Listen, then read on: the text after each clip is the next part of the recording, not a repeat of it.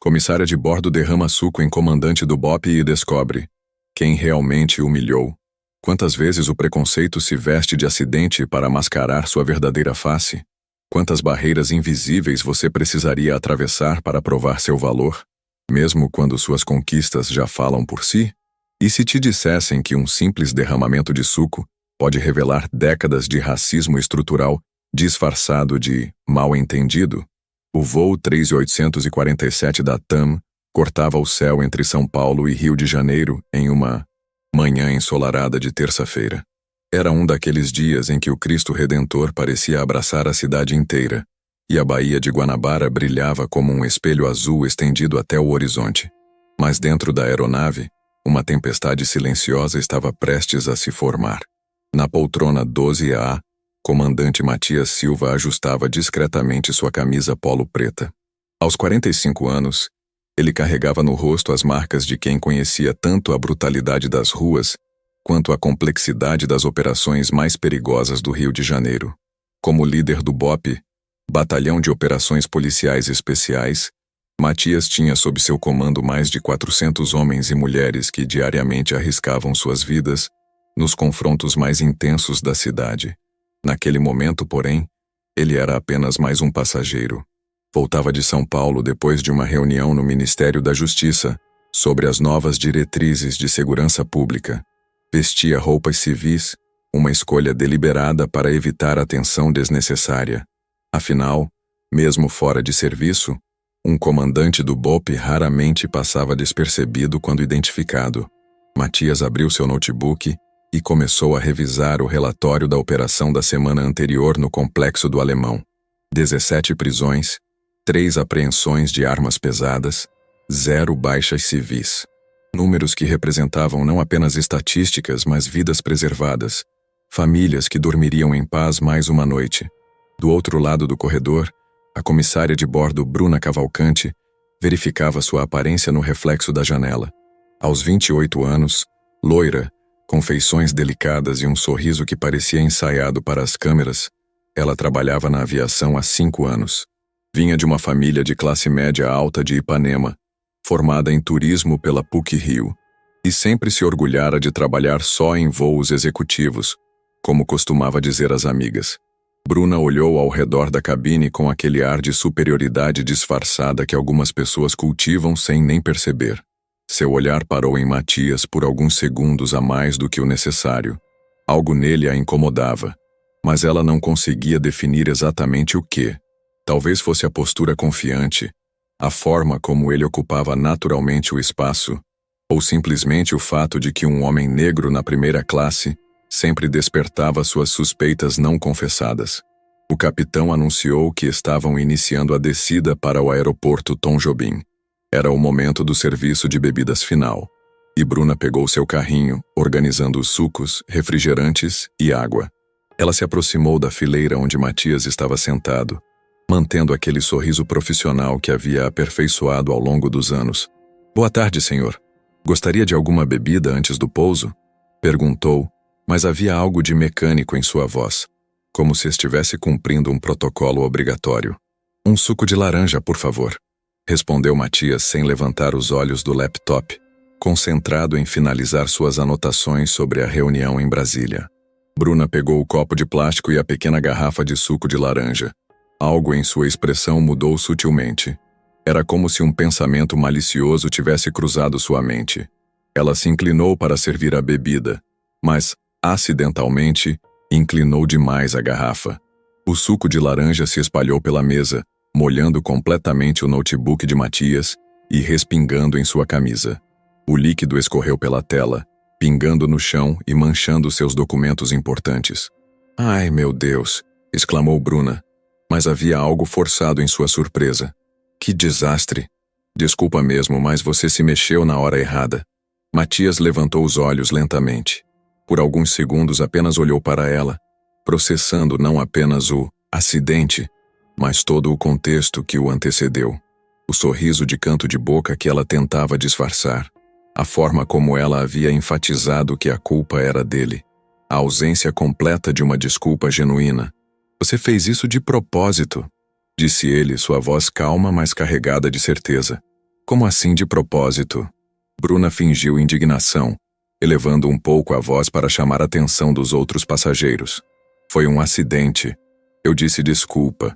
Não precisa ficar agressivo por causa disso. A palavra agressivo ecoou na cabine como um tiro. Alguns passageiros viraram a cabeça. Matias conhecia bem aquela tática. A inversão de papéis. O homem negro sendo retratado como ameaçador por simplesmente questionar um tratamento injusto. Agressivo?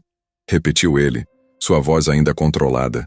Eu apenas afirmei que você fez isso intencionalmente. E você sabe que fez. Olha, senhor, eu não sei qual é a sua, mas eu não vou ficar ouvindo acusação. Foi um acidente, eu pedi desculpas, e fim de papo. Bruna cruzou os braços, assumindo uma postura defensiva que na verdade era ofensiva. Do fundo da aeronave, alguns passageiros começaram a murmurar. Matias podia ouvir os fragmentos de conversas, as especulações, os julgamentos sendo formados com base em aparências e preconceitos profundamente enraizados. Que situação chata, comentou uma senhora na fileira de trás. Sempre tem um que quer arrumar confusão, sussurrou outra voz. Por que não aceita o pedido de desculpas e pronto? Disse um homem algumas poltronas à frente. Matias respirou fundo. 25 anos de carreira policial tinham-lhe ensinado quando lutar e quando preservar energia para batalhas mais importantes. Mas também lhe ensinaram a reconhecer injustiça quando ela se manifestava, mesmo nas formas mais sutis. Tudo bem, disse ele pegando alguns guardanapos e começando a limpar o notebook. Pode deixar que eu cuido disso. Bruna sorriu com satisfação, como se tivesse vencido uma pequena guerra pessoal. Ela se afastou com seu carrinho, sussurrando algo para uma colega que trabalhava na parte traseira da aeronave. As duas riram baixinho, olhando discretamente na direção de Matias. O avião pousou suavemente no Rio de Janeiro. O Cristo Redentor era visível pela janela. Imponente e sereno, como se observasse todos os dramas humanos com a paciência eterna da pedra. Matias guardou seus pertences molhados, checou se o notebook ainda funcionava, felizmente funcionava, e se preparou para desembarcar. Na porta da aeronave, Bruna e as outras comissárias se posicionaram para se despedir dos passageiros. Quando Matias se aproximou, ela manteve aquele sorriso profissional ensaiado. Obrigada por voar conosco, senhor. Tenha um ótimo dia no Rio, disse como se nada tivesse acontecido. Matias parou por um segundo. Olhou diretamente nos olhos dela e disse: cuidado com quem você escolhe para humilhar. Às vezes, você não faz ideia de quem está na sua frente. Bruna riu, um riso de desdém que não tentou disfarçar. Nossa, que dramático. Relax, cara. Foi só um acidente. Matias desceu da aeronave e caminhou pelo terminal do galeão. Sua agenda estava apertada. Em 2 horas teria uma reunião com o secretário de Segurança Pública sobre a nova operação que estava planejando para a Rocinha.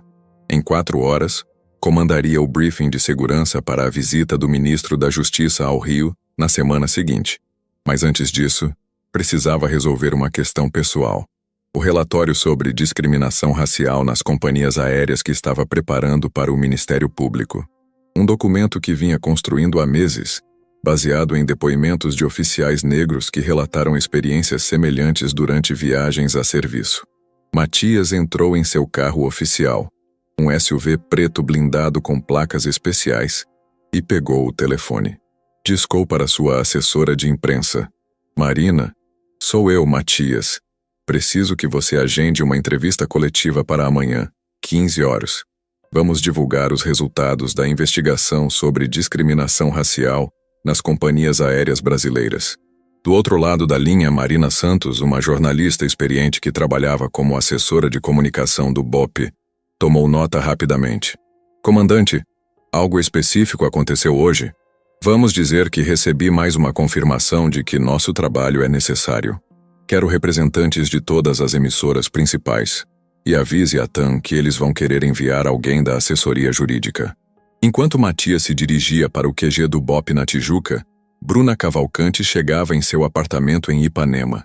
Eram 2 quartos com vista parcial para o mar, decorado em tons claros e com móveis que gritavam classe média aspiracional. Ela deixou a mala no quarto e foi direto para o Instagram. Mais um dia de trabalho, Vida louca, tripulante, voando alto, blast. A foto era dela sorrindo no espelho do banheiro da aeronave, com a cidade do Rio ao fundo pela janela. Em menos de uma hora, tinha mais de 200 curtidas e diversos comentários de amigas elogiando sua beleza e perguntando sobre a vida glamurosa de comissária de bordo. Uma amiga comentou: "Ai, Bru, conta alguma fofoca do voo." Bruna respondeu: "Sempre tem uns tipos estranhos, né? Hoje mesmo um cara quis arrumar confusão por causa de um acidentinho com suco. Tem gente que não sabe se comportar em lugar chique." O comentário gerou uma pequena discussão nos comentários, com algumas pessoas defendendo que lugar de avião não é lugar para escândalo, e outras questionando se realmente tinha sido um acidente. Na manhã seguinte, Bruna acordou com várias notificações no celular, mensagens no WhatsApp, ligações perdidas, comentários nas redes sociais. Algo estava acontecendo, mas ela ainda não entendia o que. A primeira mensagem era da sua supervisora Natan: "Bruna, preciso falar com você urgentemente. Liga assim que acordar." A segunda era da sua melhor amiga: "Garota, você viu as notícias? Tem alguma coisa a ver com você?" Bruna ligou a TV e foi direto para o canal de notícias. A manchete na tela a fez engasgar com o café da manhã. Comandante do BOP denuncia discriminação racial em voo da TAM. O repórter estava ao vivo em frente ao QG do BOP, explicando que o comandante Matias Silva havia convocado uma entrevista coletiva para denunciar um caso de discriminação racial que ele próprio havia sofrido durante um voo no dia anterior.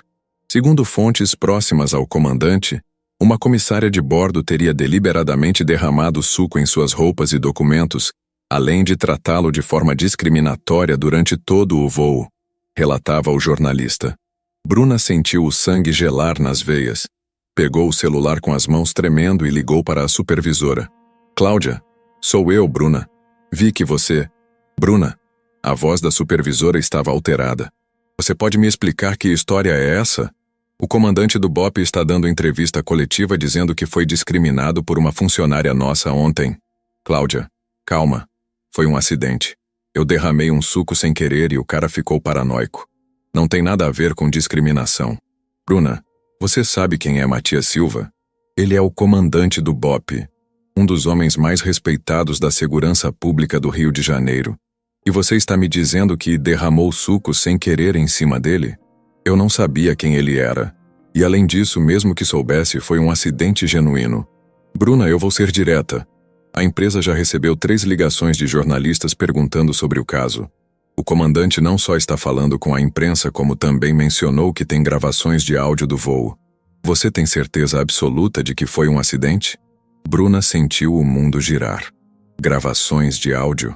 Ela tentou se lembrar exatamente do que havia dito, como havia se comportado, o tom de voz que usou, o jeito como riu depois com a colega. "Cláudia, eu preciso pensar." "Você não precisa pensar, Bruna. Você precisa me contar a verdade. Agora." Do outro lado da cidade, na sede do BOP, Matias estava em sua sala preparando-se para a entrevista coletiva. Na parede atrás de sua mesa, diplomas, condecorações e fotos com autoridades contavam a história de uma carreira construída com dedicação e competência. Formado em Direito pela UERJ, especializado em Segurança Pública pela USP, mestre em Gestão Estratégica pela FGV. Marina entrou na sala com uma pilha de papéis. "Comandante, a repercussão está sendo maior do que esperávamos. Já temos confirmação de presença de todos os principais veículos. A TAM enviou um comunicado pedindo para conversar antes da coletiva. Qual foi a resposta deles? Disseram que estão investigando internamente e que não compactuam com qualquer forma de discriminação. O padrão corporativo básico." Matias assentiu. Conhecia bem aquela linguagem. As empresas sempre reagiam da mesma forma. Negação inicial, investigação interna de fachada, punição simbólica quando a pressão ficava insustentável. E a comissária? Pelo que soubemos extraoficialmente, ela nega qualquer intenção discriminatória. Diz que foi um acidente. Claro que diz. Matias se levantou e foi até a janela, olhando para a cidade que protegia todos os dias. Arina, você já notou como o acidente é sempre a primeira defesa quando alguém é confrontado por discriminação? Sim, comandante. E como a palavra agressivo aparece logo em seguida. Exato. É um roteiro. Um script que funciona porque coloca a vítima na posição de ter que provar sua própria experiência. Matias voltou para sua mesa e abriu uma pasta espessa. Você sabe quantos casos similares nós documentamos nos últimos 6 meses? 17. 17 oficiais negros do BOP relataram situações de discriminação em voos comerciais, derramamentos acidentais, tratamento diferenciado, questionamentos sobre se estavam na classe certa, pedidos excessivos de documentação. E o que você espera alcançar com essa exposição? Accountability. Responsabilização. Quero que as empresas entendam que não podem mais tratar profissionais negros como cidadãos de segunda classe só porque achamos que ninguém vai questionar. Às 15 horas, a sala de imprensa do QG do BOP estava lotada. Matias entrou usando seu uniforme oficial completo, farda preta, coturno reluzente, insígnias de comandante brilhando no peito. Era uma escolha deliberada. Queria que todos vissem exatamente quem havia sido humilhado no voo do dia anterior. Boa tarde. Obrigado pela presença de todos. Convoquei esta entrevista coletiva para abordar um assunto que vai muito além de um incidente pessoal. Trata-se de um padrão sistemático de discriminação racial que profissionais negros das forças de segurança enfrentam quando viajam a serviço. Matias pausou, deixando que suas palavras ecoassem na sala. Ontem, no voo 3847 da TAM, entre São Paulo e Rio de Janeiro, fui deliberadamente humilhado por uma comissária de bordo que derramou suco em minhas roupas e documentos. Riu da situação e ainda me acusou de estar sendo agressivo quando questionei sua conduta. Uma jornalista levantou a mão. Comandante, a companhia aérea alega que foi um acidente. O senhor tem provas de que foi intencional? Tenho 25 anos de experiência lendo pessoas e situações. Sei distinguir entre um acidente genuíno e um ato deliberado. Mas mais importante, tenho uma investigação de 6 meses que documenta 17 casos similares envolvendo oficiais negros do BOP. Outro repórter perguntou: qual é o objetivo desta denúncia pública? Primeiro, justiça. Segundo, mudança estrutural.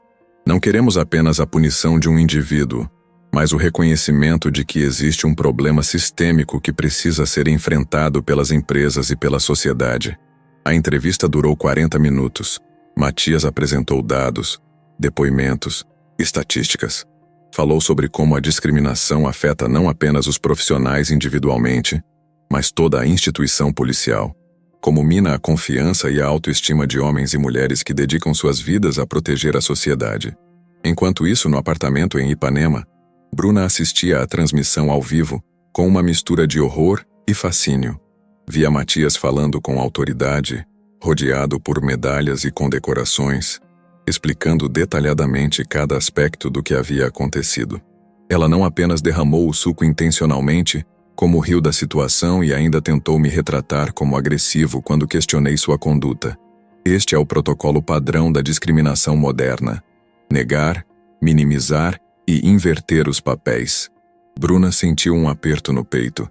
Cada palavra que Matias dizia era verdadeira. Ela realmente havia feito tudo aquilo. Não havia sido um acidente. Havia sido uma pequena vingança pessoal contra um homem que nem conhecia, baseada apenas em preconceitos que nem admitia ter. O telefone tocou. Era Cláudia novamente. Bruna, você assistiu à coletiva? Estou assistindo. A empresa tomou uma decisão. Você está suspensa até o fim das investigações. E entre você e eu, aconselho que procure um advogado. Cláudia, Bruna, ele não é apenas um comandante do BOP. É um homem respeitado com uma carreira impecável, formação acadêmica sólida. E ele tem provas. Tem depoimentos de outros oficiais. Tem gravações de áudio. Você entende a gravidade da situação? Depois de desligar, Bruna se sentou no sofá, olhando para o mar através da janela. Pela primeira vez desde o incidente, ela se permitiu revisar mentalmente tudo o que havia acontecido. Não apenas suas ações, mas suas motivações. Por que havia derramado o suco? Por que havia rido? Por que havia tentado fazê-lo parecer agressivo? A resposta estava lá, dolorosa e clara. Porque ele era negro, estava na primeira classe, e algo primitivo e preconceituoso dentro dela havia assumido que ele não deveria estar ali. Naquele momento, Bruna começou a entender que não havia sido vítima de um mal-entendido. Havia sido autora de uma injustiça. Se você chegou até aqui e está refletindo sobre como pequenos atos de discriminação podem revelar estruturas muito maiores de preconceito, deixe um like neste vídeo e se inscreva no canal. Precisamos continuar essa conversa importante sobre respeito e dignidade humana. 3 dias depois, a TAM divulgou um comunicado oficial informando que a funcionária envolvida no incidente havia sido demitida após investigação interna. A empresa também anunciou a criação de um programa de treinamento obrigatório sobre diversidade e combate ao racismo para todos os funcionários. Bruna recebeu a notícia da demissão através de um e-mail formal. Não houve conversa, não houve chance de defesa. A decisão havia sido tomada com base na repercussão negativa e na impossibilidade de negar as evidências apresentadas por Matias. Sentada em seu apartamento, agora vazio de perspectivas profissionais, Bruna finalmente fez algo que deveria ter feito 3 dias antes. Reconheceu sua responsabilidade, pegou o celular e gravou um vídeo para suas redes sociais. Oi, pessoal. Vocês devem ter visto as notícias sobre o caso envolvendo o comandante do BOPE e uma comissária de bordo. Eu sou essa comissária, e eu preciso assumir que cometi um erro grave. Não foi um acidente, foi discriminação. E eu peço desculpas não apenas ao comandante Matias, mas a todas as pessoas que sofrem com preconceito todos os dias. Eu estou procurando ajuda para entender como cheguei a esse ponto e para garantir que nunca mais vou agir dessa forma. O vídeo teve milhares de visualizações em poucas horas. Os comentários eram divididos entre pessoas que elogiavam sua coragem de assumir o erro e outras que consideravam o pedido de desculpas tardio e interesseiro. Uma semana depois, Matias recebeu uma ligação inesperada. Comandante, aqui é Bruna Cavalcante, a comissária do voo. Eu gostaria de pedir para conversar com o senhor pessoalmente. Matias hesitou por alguns segundos. Para quê? Para pedir desculpas, de verdade, e para entender como posso reparar o que fiz. Senhora Bruna, eu aceito suas desculpas, mas não vejo necessidade de um encontro pessoal. Por favor. Eu sei que não mereço, mas eu preciso olhar nos seus olhos e assumir a responsabilidade pelo que fiz. E talvez eu possa ajudar de alguma forma com seu trabalho contra a discriminação. Matias pensou por um momento. Conhecia o valor do arrependimento genuíno. Sabia que às vezes as pessoas precisavam de uma chance real de reparação para conseguirem seguir em frente e se tornarem melhores. Está bem, mas será aqui no QG, em ambiente oficial, com testemunhas. 2 dias depois, Bruna chegou ao QG do BOPE vestindo roupas simples e discretas. Estava visivelmente nervosa, mas determinada. Foi conduzida até a sala de reuniões onde Matias a esperava, acompanhado de Marina e de outro oficial. Comandante Matias, disse ela assim que entrou, a voz embargada. Eu vim aqui para fazer o que deveria ter feito no avião. Pedir desculpas de verdade e assumir total responsabilidade pelos meus atos. Matias gesticulou para que ela se sentasse. Eu a escuto. O que eu fiz não foi um acidente. Foi discriminação consciente e deliberada. Eu olhei para o senhor, vi um homem negro na primeira classe, e minha mente criou uma narrativa preconceituosa. Eu o tratei como se não merecesse estar ali. E quando o senhor questionou, eu tentei inverter os papéis e fazer o senhor parecer agressivo. Bruna pausou, respirou fundo e continuou. Eu perdi meu emprego, mas entendo que isso é consequência dos meus atos. O que eu quero saber é, como posso reparar o dano que causei? Como posso contribuir para que outras pessoas não passem pelo que o senhor passou? Matias olhou para ela por alguns segundos. Havia algo genuíno em seu arrependimento. Não era apenas culpa ou medo das consequências. Era reconhecimento real do erro. Senhora Bruna, agradeço suas desculpas e vou aceitá-las. Quanto a como pode contribuir, estamos desenvolvendo um programa de conscientização sobre discriminação racial que será implementado em várias empresas. Se você estiver disposta a contar sua experiência, tanto como autora quanto como alguém que reconheceu e mudou, isso pode ter impacto educativo real. Eu aceito. Farei tudo o que for necessário. Mas entenda uma coisa: isso não é apenas sobre você se redimir. É sobre evitar que outras pessoas sofram o que eu sofri. É sobre mudança real de mentalidade. Eu entendo, comandante. E eu estou preparada para isso. 6 meses depois, Bruna se tornou uma das principais palestrantes do programa Vozes da Mudança, iniciativa criada pela Secretaria de Segurança Pública em parceria com empresas de aviação, hotelaria e turismo. Ela contava sua história não como vítima, mas como alguém que havia sido capaz de confrontar seus próprios preconceitos e transformar sua perspectiva. Matias, por sua vez, viu sua denúncia gerar mudanças concretas. 3 companhias aéreas implementaram protocolos específicos contra a discriminação. Mais de 2.000 pessoas passaram por treinamentos de sensibilização, e dezenas de outros casos similares foram denunciados e investigados. Em uma das palestras conjuntas, Bruna disse algo que ficou marcado na memória de todos os presentes. Eu não sou heroína dessa história. Sou apenas alguém que teve a chance de reconhecer que estava errada e decidiu fazer algo a respeito. O herói é o comandante Matias, que transformou uma humilhação pessoal em mudança social. Matias, por sua vez, respondeu: heroísmo real não é nunca errar. É ter coragem de admitir quando se erra e trabalhar para corrigir. A senhora Bruna demonstrou esse tipo de coragem. A cidade do Rio de Janeiro continuava girando, com suas contradições e complexidades. O Cristo Redentor ainda observava tudo do alto do Corcovado, mas algo havia mudado. Pequenas mudanças, imperceptíveis para quem olhava de longe, mas reais para quem estava vivendo no dia a dia. Casos de discriminação ainda aconteciam, mas agora havia protocolos para lidar com eles. Havia conscientização. Havia pessoas como Bruna dispostas a assumir responsabilidade. E havia líderes como Matias transformando experiências dolorosas em ferramentas de mudança. A verdadeira transformação social acontece quando conseguimos olhar para nossos próprios preconceitos, com honestidade e coragem para mudá-los. Se esta história te fez refletir sobre suas próprias atitudes e comportamentos, compartilhe este vídeo com quem também precisa ouvir essa mensagem. E se inscreva no canal para continuar acompanhando histórias que mostram como a justiça, o respeito e a dignidade humana podem prevalecer sobre o preconceito. Porque no final das contas todos nós temos o poder de escolher. Podemos ser parte do problema ou parte da solução. E essa escolha, feita todos os dias, por todas as pessoas, é o que realmente transforma o mundo.